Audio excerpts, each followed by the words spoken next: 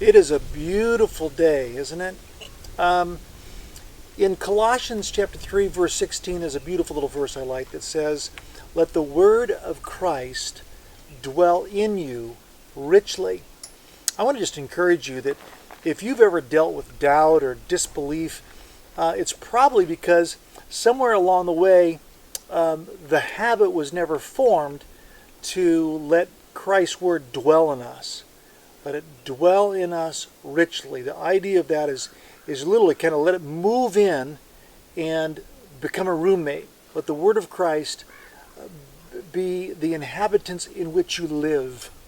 If I'm living within the word of Christ, there's going to be amazing faith that grows out of that. And so today I want to invite you, where are you living? Are you living in the word of Christ? Are you dwelling in the words of Christ? Or are you dwelling on some fear about tomorrow? Are you dwelling on some failure of the past? Are you dwelling on some criticism from a peer? Is there some condescending message coming from someone that you're dwelling in that space? God wants us to dwell in His Word. The beautiful thing I see in this text in Luke chapter 7, 18 through 35 is it's broken into three different sections, right? It's got the question by John, which deals with his doubt. And at the end of that first section, verse 28, there's an interesting little thing that Jesus says. He says, "Blessed is the one who does not stumble on account of me." The Message Bible says, "God blesses those who do not fall away on account of me." The word stumble there, or fall away, could be translated trapped, ensnared. The idea is that they would be ensnared by doubt. They'd be ensnared by something that would pull them away that they've known about Christ. And when Jesus says blessed, it's the idea of happy. Happy is the one who does not fall away on account of me.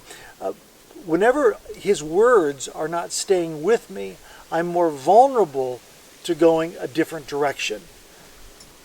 The more I turn towards Him, the more I turn towards His Word, the more I dwell on Him richly. And the more blessed I am. Think about John. Jesus is referring to John and telling His disciples that, you know what, trust the testimony of who I am. Trust the evidence of what I do. Trust the consistency of what I say. He sends that message back to the disciples and says, "Blessed is the one who does not fall away." He's encouraging John.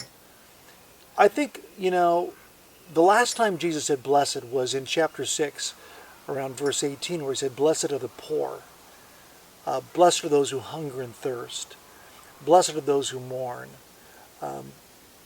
What He's reminding John of is coming back to His Word, coming back to the words of Christ. You see, what John was feeling in that prison, in that dungeon, was a sense of hurt. He was hurt, and he was holding on to the hurt. But when I focus on Christ's Word, it mitigates my hurt. It mitigates, it minimizes my hurt.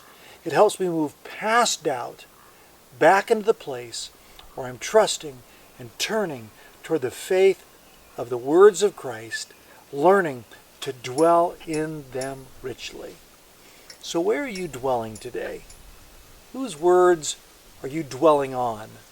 Because I guarantee you, if you dwell on the wrong words, it'll take you the wrong direction.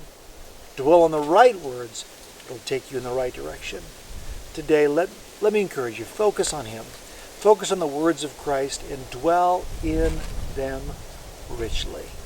God bless you. Have a great day. See you tomorrow.